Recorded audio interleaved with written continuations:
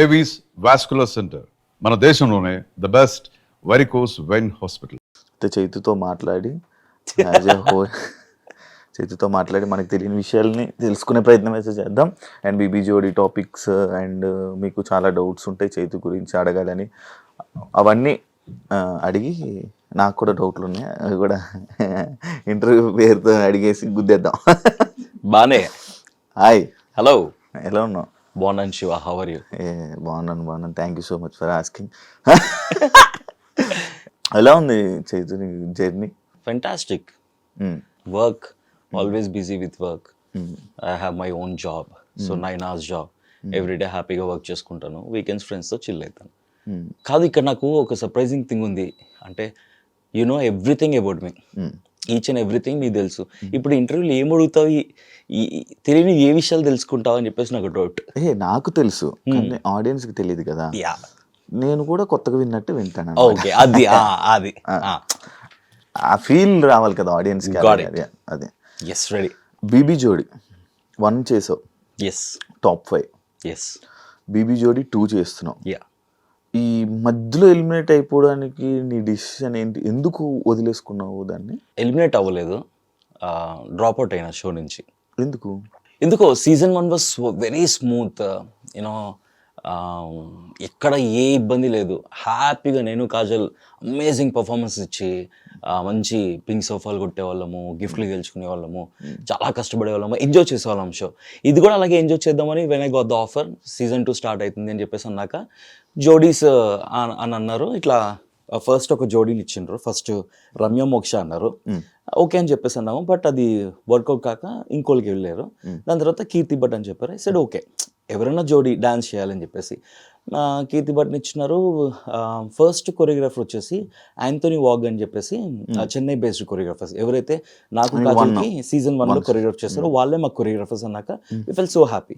సరే, launch episode చేసాము, ఆ కొరియోగ్రఫీలో అంతా అయిపోయింది. నెక్స్ట్ ఇంకా లాంచ్ అయిన తర్వాత we have to start our first schedule performances. Cut చేస్తే వాళ్ళకి ఏదో ఇష్యూ వచ్చేసి the left, so choreographer change. ఇదేంది స్టార్టింగే ఇట్లా కొరియోగ్రాఫర్ చేంజ్ అయ్యారు అని చెప్పేసి ఓకే అని చెప్పేసి సెకండ్ కొరియోగ్రాఫర్ సంకేత్ని ఇచ్చారు. I was so happy. Sanket ఇంకా చాలా క్రియేటివ్గా చేయొచ్చు, సీజన్ 1కి సీజన్ 2కి డిఫరెన్సెస్ చూపించవచ్చు పర్ఫార్మెన్సెస్లో, క్యారెక్టర్స్లో అని చెప్పేసి అనుకుని ఉండే. So we started practising. So schedule 1 నుంచి కూడా స్మూత్గా వెళ్ళలేదు అసలు ఈ జర్నీ. సీజన్ 2ది నాకు స్టార్టింగ్ కొరియోగ్రాఫర్ చేంజ్ అవ్వడము, అండ్ ఫస్ట్ పర్ఫార్మెన్సే ఏమైందంటే టెక్నికల్ ఇష్యూ. మేము బ్లైండ్ పర్ఫార్మెన్స్ చేసినాము, వేరే నేను బ్లైండ్ కట్టుకొని ఫస్ట్ హాఫ్ అంతా బ్లైండ్తో చేస్తాను. అది లైట్ ఆఫ్లో నేను బ్లైండ్ చేసుకోవాలి. నేను వచ్చినాను, బ్లైండ్ చేసుకుంటున్నా, కట్ చేస్తే లైట్ ఆన్లో బ్లైండ్, అక్కడ ఆఫ్ చేయాల్సింది టెక్నికల్ ఇష్యూ ఆన్లో ఉండే. జడ్జెస్కి అర్థం కాలేదు, ఇదేంటి మా కళ్ళ ముందే కట్టుకుంటున్నాడు అని చెప్పేసి. టెలికాస్ట్లో మళ్ళీ రీషూట్ చేసి అది టెలికాస్ట్ చేసినాము, అక్కడ మార్క్స్ పోయినాయి.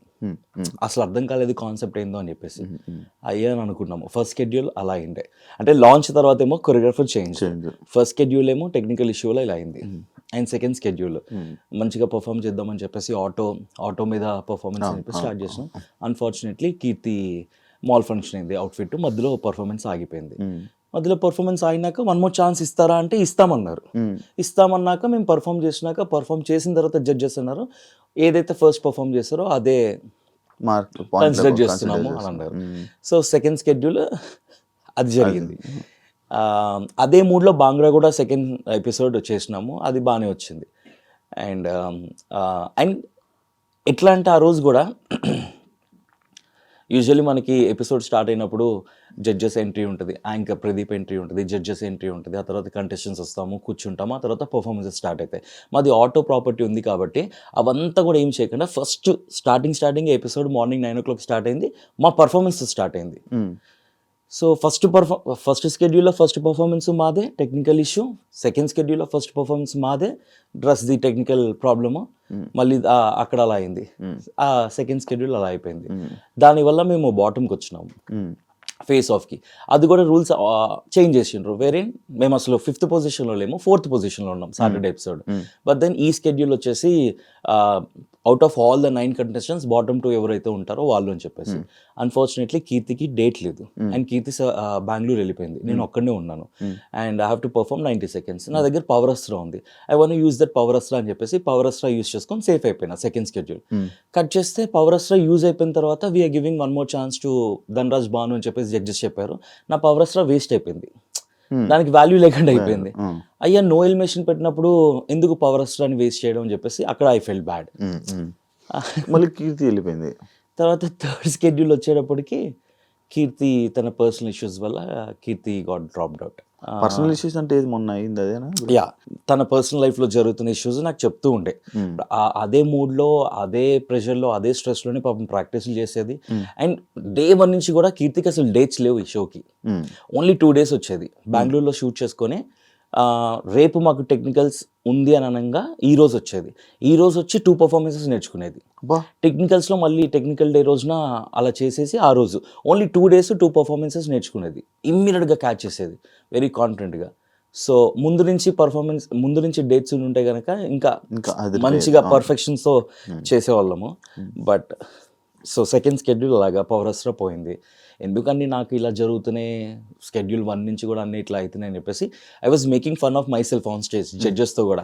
నాకే జరుగుతాయి ఇట్లాగా, లైట్లు ఆన్ అయిపోతాయి, మధ్యలో డాన్స్లు ఆగిపోతాయి, నా పవర్ అస్త్రా వాడేసుకుంటారు అని చెప్పేసి కామెడీ ఇస్తుండే.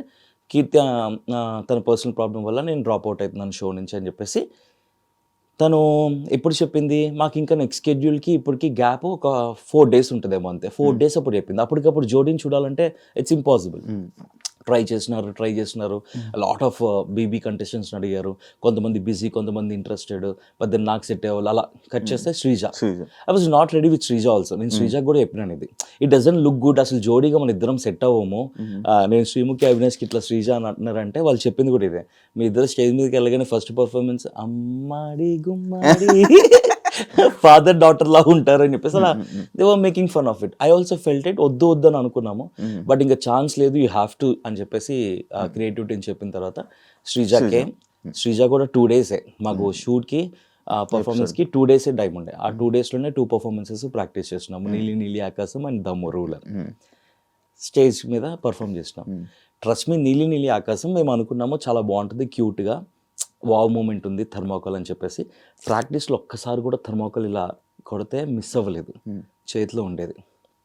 2 వావ్ మూమెంట్స్. టెక్నికల్స్ మిస్ అవ్వలేదు అసలు. నెవర్ ఇన్ ద పర్ఫార్మెన్స్ మేము ప్రాక్టీస్ చేసిన దాంట్లో ఒక్కసారి కూడా మిస్ అవ్వాలా. We were very confident that will be a clean act, క్యూట్గా ఉంటుంది, వావ్ మూమెంట్స్ ఉన్నాయని చెప్పేసి అనుకున్నాము. కట్ చేస్తే స్టేజ్ మీద ఇట్లా థర్మాకోల్ కొట్టగానే ఇదే ఇటువైపు ఎగిరిపోయింది, ఇంకోటి అటువైపు ఎగిరిపోయింది. దీనివల్ల బ్యాక్ సైడ్ ఫ్యాన్ ఆన్ ఉంది, అక్కడ జడ్జెస్ ఏసీ ఆన్ ఉంది. For got technical problem, I can't complaint, ఇవన్నీ బ్యాక్ ఎండ్లో జరుగుతూ ఉంటాయి. ఐ ఫెల్ట్ ఓకే, ఇది కూడా ఇట్లా అయింది, అన్నీ నాకే అవుతున్నాయి, అన్ని టెక్నికల్ ఇష్యూస్, ఏదో ఒక ప్రాబ్లమ్, పర్ఫార్మెన్స్ ఏది స్మూత్గా రావట్లేదు అని చెప్పేసి. అన్ఫార్చునేట్లీ జస్ట్ 2 marksతో మేము ఆ స్కెడ్యూల్ బాటమ్కి వచ్చినాము. రీతు పవన్ వాళ్ళకి 136 అనుకుంటా, మాకు 134 ఎంతో, 2 ఎగ్జాక్ట్గా స్కోర్ గుర్తులేదు. 2 points డిఫరెన్స్తో బాటమ్కి వచ్చినాం. అప్పుడు సడన్గా చేంజ్ చేసేసారు మళ్ళీ. ఇప్పుడు సాటర్డే, సండే టీమ్ సండే అని చెప్పి. I thought out of 9 contestants మళ్ళీ ఉంటుందేమో అని అనుకుంటే లేదు, ఆ స్కెడ్యూల్ వేరు, ఈ స్కెడ్యూల్ వేరు అన్నారు. సరే అని ఫేస్ ఆఫ్కి వెళ్ళినాము. కట్ చేస్తే నాకు అసలు టైం లేదు. ఫంక్షన్ నా నీస్ హాఫ్ సారీ సెరమనీ, చాలా వర్క్స్ నేను అసలు ఏమీ చేయలేదు ఆ రోజు. అన్ని వర్క్స్ పెండింగ్ పెట్టుకుని ఆ రోజు డెకరేషన్ వాళ్ళు, క్యాటరింగ్ వాళ్ళు అందరూ వస్తుంటే వాళ్ళతో కాల్స్ మాట్లాడుతూ, ఆఫీస్లో మేము ఒక రెడ్ ఎఫ్ఎంలో ఒక బిగ్ ఈవెంట్ చేస్తున్నాము సునీల్ గ్రోవర్ది. దాని మెయిన్ మీటింగ్ ఆ రోజు ఆఫీస్లో ఉంది. I have to be in the office. So నేను ఆఫీస్కి వెళ్ళి ఆ మీటింగ్ అటెండ్ అయ్యి ఇంట్లో ఆ వర్క్స్ అన్ని చూసుకొని నాకు టైం లేకుంటే 90 seconds ప్రాక్టీస్ చేయడానికి. నేను వీళ్ళు కాల్ చేస్తున్నారు 90 seconds అని చెప్పేసి టీమ్, బట్ లేదు నాకు టైం లేదు, I can't do it, let's do something, ఏదో ఒకటి చేద్దాం లేదు ఇది అనుకున్నాము. నేను ఆ రోజు ఫ్రీ అయింది కూడా నైట్ 10:30కే ఎప్పుడో ఫ్రీ అయినా నా వర్క్స్ అని. సరే ఇమీడియట్గా షూట్కి అయితే వస్తానని చెప్పేసి షూట్కి వెళ్ళినాము. శ్రీజ తను అప్పుడే వచ్చింది పాపం, తను ఇంకా అసలు non dancer and first stage performance తనది. ఇమ్మీడియట్గా 90 seconds అంటే తను మెంటల్లీ నాట్ ప్రిపేర్డ్. సరే ట్రై చేద్దామని చెప్పేసి తను అనుకున్నా, ఇద్దరం కలిస్తేనే కదా 90 seconds చేయగలము. సో శ్రీజ కూడా ఇంకా సారీ శ్రీజ నేను చేయలేకపోతున్నాను 90 సెకండ్స్ టైం లేకుండే అని చెప్పేసి అంటే లెట్స్ డూ ఏం చేద్దాం అని చెప్పేసి అనుకొని స్టేజ్ ఎక్కినాము. I said the same thing to judges, నాకు అస్సలు టైం లేకుండే, అన్ఫార్చునేట్ అన్ని వరుసగా నాకే జరుగుతున్నాయి. సో టైం శ్రీజది నీది ఎలిమినేట్ అయిపోయాక చాలా మంది కామెంట్స్ అండ్ స్టోరీస్ పెట్టారు, శ్రీజ దొమ్మే ఉంటే ఇంక ఎలిమినేట్ అయిపోవాల్సిందే, ఆమె తప్ప ఇంకేం రాలేదని చాలా నెగిటివిటీ అనేది స్ప్రెడ్ అయ్యి. So bad, she is such a sweet heart, నవ్వుతూనే ఉంటుంది అండ్ వెరీ సపోర్టివ్. అండ్ ఎంత ప్యాషనెట్గా నేర్చుకుందంటే తనకి తెలుసు తనకి డాన్స్ రాదు అని చెప్పేసి, గ్రేస్ఫుల్గా చేయాలి అంటే కనుక ఇట్ టేక్స్ టైం అని చెప్పేసి ఉన్న టైంలో ఈ 2 పర్ఫార్మెన్సెస్ కూడా పాపం కష్టపడి ఫస్ట్ టైం పర్ఫార్మెన్స్ నైట్ 1:32 వరకు ప్రాక్టీస్ చేసినాం మేము ఆ పర్ఫార్మెన్సెస్. సో తను చాలా కష్టపడింది, చాలా ప్యాషనెట్గా తను కూడా చేద్దాం అనుకుంది, తన జర్నీ కూడా వెళ్ళాలి అని చెప్పేసి. బట్ అన్ఫార్చునేట్గా అంటే నా ప్రమేయం లేకుండా అన్నీ జరిగిపోయినాయి. లైట్లు ఆన్ అయిపోవడం, ఆఫ్ అయిపోవడాలు, ఏసీలో ఆన్ నుండి థర్మోకోల్ ఎగిరిపోవడాలు, కీర్తి పర్సనల్ ఇష్యూస్ అవ్వడాలు, కీర్తి మాల్ ఫంక్షన్ అవ్వడము, and then power star unnecessarily waste అయిపోవడము, ఇవన్నీ నాకు తెలియకుండా ఏంటో something is happening, not everything is in right way, ఏదో ఒకటి జరుగుతుంది ఎవ్రీ స్కెడ్యూల్ అని చెప్పేసి అనిపించింది. 90 సెకండ్స్ చేయడానికి రెడీగా ఉండే విత్ కీర్తి, బట్ కీర్తి అవైలబుల్గా లేదు. ఇక్కడ 90 సెకండ్స్ చేద్దామంటే నేను అవైలబుల్గా లేను, టైం లేకుండే. జస్ట్ 1 డేలో అవ్వదు కదా. అదే రోజు నాకు మీటింగ్స్ ఆఫీస్లో, అదే రోజు నాకు ఫ్యామిలీ ఫంక్షన్ ఉండడంతో ఇంకా నేను మెంటల్ డిసైడ్ అయిపోయాను, okay it's not working out, so let's take a call. వాళ్ళు ఉండమంటే ఉందాము, నెక్స్ట్ షెడ్యూల్ చూసుకుందాం, వెళ్ళిపోమంటే వెళ్ళిపోదాం అని చెప్పేసి శ్రీజ నేను మాట్లాడుకొని ఆఫ్టర్ ఇయర్ అంటే ఐ వాంట్ గో అంటే ఓకే అని అన్నారు అంతే. కాదు మీ జోడీలు విడిపోతున్నాయి ఎందుకు, బీబీ జోడీస్? ఏమో సీజన్ 2లో అదే కీర్తికి పర్సనల్ ఇష్యూ, నాకు వచ్చేసి నా పర్సనల్ అదే ఏది వర్కౌట్ కావట్లేదు. And then personal family occasion, office work. Naini పావనికి తనకు కూడా మెంటల్ స్ట్రెస్ ఉండడం, she's not able to take all this stress అని చెప్పేసి షీ డ్రాప్డ్ అవుట్. బయాస్డ్ ఏమైనా ఉందా అంటే నీకు అనిపించిందా? బయాస్డ్ ఇన్ ద సెన్స్ అంటే లైక్ ఒక ఇప్పుడు వీళ్ళకి సపోర్ట్ చేయాలి, ఈ టీంకి సపోర్ట్, ఈ డ్యాన్స్ సపోర్ట్. చాలా షోస్ అన్ని నేను ఎన్నో ఇయర్స్ నుంచి చూస్తున్నాను కదా, ఎందుకంటే కింద మొత్తం మ్యాక్స్ షో స్టార్ట్ అవ్వగానే అమర్ మన మానస్ విన్నర్ అని చెప్పి కామెంట్ స్టార్ట్. బికాస్ మానస్కి అమర్కి dancers, they are professional dancers వాళ్ళ జోడీస్. నైనిక ఇంకా సృష్టి ఇద్దరు అమేజింగ్ డాన్సెస్. అది అసలు మీకు డ్యాన్స్ రాదు, నాన్ డాన్సెస్ వాళ్ళందరూ డాన్సర్లు ప్లస్ మాస్టర్స్, వాళ్ళు కొరియోగ్రాఫర్లతో పాల్గొచ్చారు. మరి అప్పుడు అనిపించలేదా నీకు అది? మరి ఇదే కదా బయాస్డ్ కానీ ఇది కానీ. కాంపిటీషన్ అంటే మనీ, ఇప్పుడు డబ్బులు ఉంటాయి, 10 లక్షలు 15 లక్షలు మనీ ఉంది. You have to be a sport. నీ ముందు ఎవరున్నా కూడా you have to give your best. ఇప్పుడు నైనిక అమర్దీప్ చేసిన పర్ఫార్మెన్సెస్ అన్ని ది బెస్ట్ ఉండవు, నేను చేసిన పర్ఫార్మెన్సెస్ అన్ని అట్టర్ ఫ్లాప్ ఉండవు, కొన్ని బెస్ట్ ఉంటాయి, కొన్ని ఫ్లాప్లు ఉంటాయి. వాళ్ళ దాంట్లో కూడా బెస్ట్ ఉంటాయి, ఫ్లాప్ ఉంటాయి. సో వాళ్ళ దాంట్లో కూడా కొన్ని మిస్ అయినవి ఉన్నాయి, ఎనర్జీ డ్రాప్ అవడం కానీ, వాళ్ళ ప్రాపర్టీ మిస్ అవ్వడం కానీ అట్లాగా. So yeah, it's a competition అంతే. నీకు అదర్ జోడీస్కి competition, you go have fun, dance, judges will take care of it. కంటెస్టెంట్స్తో ఏమైనా ఇస్తే కనుక మాట్లాడుకోవాలా. నేనైతే మెంటలీ ఫిక్స్ అయింది, I want enjoy, because season 1 enjoy చేసిన, సీజన్ 2 కూడా ఐ వాంట్ ఎంజాయ్. బేసికలీ మనం ఏ షో తీసుకున్నా కూడా ఐ విల్ ఎంజాయ్ ఇట్, కాబట్టి ఎంజాయ్ చేసుకుందాము. ఆ competition as will give up best అని అనుకున్నాం, but unfortunately all these things happen నాకు ఈ సీజన్ 2లో. చైతు చాలా షోస్ చేశాడు, చాలా టీవీ షోస్ చేస్తూ ఉంటాడు. చాలా ఏం చేయలేదు, చేస్తావు నాకన్నా చాలా బెటర్ కదా. సర్టెన్ పిఆర్ పెట్టుకోవాలి నీకు ఎందుకు అనిపించదు? అంటే నువ్వు లేపుకోవడానికి. నాకు ఓటీటీ తర్వాత ఈ పిఆర్ గేమ్ అనేది తెలుసు. నేను ఓటీటీ బిగ్ బాస్కి వెళ్ళినప్పుడు నాకు అసలు పిఆర్ అనేది, దాని ముందు బిఫోర్ నా ఫ్రెండ్స్ బిగ్ బాస్కి వెళ్ళినప్పుడు పిఆర్ అనేది తెలియదు, because I only did for every one. OTT నుంచి నేను ఎలిమినేట్ అయినాక I came to know okay PR అనేది ఉంటుంది, ఇలా కమెంట్స్, మీమ్స్, అవి ఇవి ట్వీట్స్ అది ఇది అని చెప్పేసి. బట్ ఎప్పుడు అవసరం పడలేదు మనకి, ఏదైనా ఆర్గానిక్గా జరగాలి, ఏదైనా న్యాచురల్గా జరగాలి అని చెప్పేసి. ఇప్పుడు ఎవరైతే రితు ప్లస్ డెమోను లాస్ట్కి వచ్చినప్పుడు మీరు కొంచెం డ్రాప్ అయిపోయారంటే వాళ్ళిద్దరు జోడి కామెంట్స్ ఎక్కువ ఉన్నాయి యూట్యూబ్లో. ఓకే మనం వెళ్ళినా కూడా నన్నే తీసేస్తారేమో అనే ఆలోచన నీకు వచ్చి ఉండొచ్చు అని నా ఒపీనియన్. అచ్చా, ఫేస్ ఆఫ్కి వెళ్ళినప్పుడు రీతు పవన్కి మాకు మధ్యన, బట్ ఫేస్ ఆఫ్ మాకు రీతు పవన్కి కాదు, ఫేస్ ఆఫ్ వచ్చేసి పింకీ మణికంఠ వచ్చిండ్రు, నేను శ్రీజ. I can perform. నేను 90 సెకండ్స్ చేస్తా, పింకీ వాళ్ళు కూడా చేస్తారు, లేదా వాళ్ళు పవర్ అస్త్రా యూస్ చేసుకొని ధనరాజ్ భానుని తీసుకొస్తారు, ఏదో ఒకటి జరుగుద్ది. నేను పర్ఫామ్ చేయడానికి కూడా రెడీ, బట్ నాకు టైం లేకుండే. నిజంగా నాకు జెన్యున్ రీజన్, అన్నీ అలా జరిగినాయి అంతే, నాకు తెలియకుండా అలా జరిగిపోయినాయి. ఫుల్ ఆన్ 90 సెకండ్స్ శ్రీజాన్ తిప్పేసి పక్కన ఎత్తేసుకొని ఏమన్నా చేసేసి 90 సెకండ్స్ చేసేయచ్చు. కానీ నిజంగా రోజు టైం లేకుండే నాకు, పర్సనల్ నాకు ఆ మీటింగ్ ఉండడం అది, లేకపోతే 90 సెకండ్స్ చేస్తే అయ్యేది. కమెంట్స్ విషయానికి వస్తే కనుక రీతు పవన్ దే ఆర్ ఇప్పుడే లేటెస్ట్ సీజన్ నుంచి వచ్చారు కాబట్టి ఆ ఫాలోయింగ్ అదంతా ఉంటుంది కాబట్టి అందుకే నేను షార్ట్స్ నేను నేను నేను ఈ కాంటెంట్ అంతా కూడా బేసికల్లీ నేను పర్సనల్గా నా యూట్యూబ్ ఛానల్లో పోస్ట్ చేసుకునేవన్నీ కూడా ఇట్స్ ఫర్ ద మెమరీ. ఎప్పుడైనా చూసుకోవాలనిపిస్తే చూసుకోవచ్చు అని చెప్పేసి. సో నేను ఐ యూస్ టు మొత్తం అన్ని షార్ట్స్ అంటే అంత కాంటెంట్ని నేను రికార్డ్ చేసుకునేవాడిని with every once permission. I'm recording it అని చెప్పేసి పర్మిషన్ అడిగే చేసేవాడిని.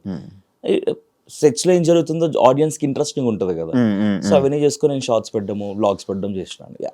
Coming to your personal life, 16 years red FM, 16+ years 16 years ఒక కంపెనీలో వర్క్ చేయడం పక్కన పెడితే, ఒక సెలబ్రిటీ స్టేటస్ నీకు వచ్చాక టీవీ షోస్ చేస్తున్నప్పుడు అండ్ ఇంకా ఈవెంట్స్ హోస్టింగ్ చేస్తూ ఉంటావు, ఇవన్నీ ఉన్నాక కూడా జాబ్ ఎందుకు చేస్తావు? అంటే నార్మల్గా ఎవరు ఇష్టపడరు కదా జాబ్ చేయడానికి. అంటే ఇప్పుడు నేను ఈ ఎగ్జాంపుల్ ఎందుకు అడుగుతున్నాను, కాజల్ తీసుకున్నా. కాజల్ మానేసింది, ఎఫ్ఎంనే వదిలేసింది, బిగ్ బాస్కి వెళ్ళొచ్చాక. నీది కూడా అలాగే అనుకున్నాం కానీ నువ్వు మానలా, ఎందుకు చేస్తున్నావు అని. I'm very passionate about RJ. నేను చాలా కష్టపడి నేను ఆర్జే అయినా, అది నాకు ఈజీగా రాలేదు ఆ జాబ్. నా ఫస్ట్ జాబ్ అది. నేను డిగ్రీ చదువుకుంటున్నప్పుడు చాలా కష్టపడి ఎన్నో ఆడిషన్స్ ఫేస్ చేసి, రిజెక్షన్స్ ఫేస్ చేసి నేను జాబ్ తెచ్చుకున్నాను. అండ్ ఆ జాబ్లో నేను successful, very much happy with my profession. RJ Chaitu నేను ఏవైతే అచీవ్ చేయాలో రేడియోలో యాజ్ ఎన్ ఆర్జేగా అవన్నీ అచీవ్ చేస్తున్నాను, అచీవ్ చేస్తూ ఉన్నాను. I enjoy my work and I'm secured. నాకు ఎవ్రీ మంత్ ప్రతిరోజు నాకు వర్క్ ఉంది, నేను ఒకరిని వర్క్ అడగనవసరం లేదు, ఒకరి దగ్గర